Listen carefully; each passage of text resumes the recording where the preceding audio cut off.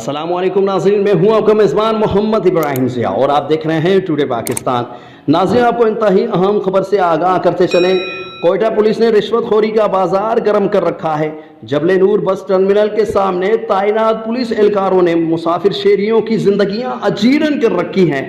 पंजाब और सिंध आने जाने वाले शहरियों को पुलिस ने दोनों हाथों से लूटना शुरू कर दिया। नाज़रीन, आपको ब्रेकिंग न्यूज़ देते चलें।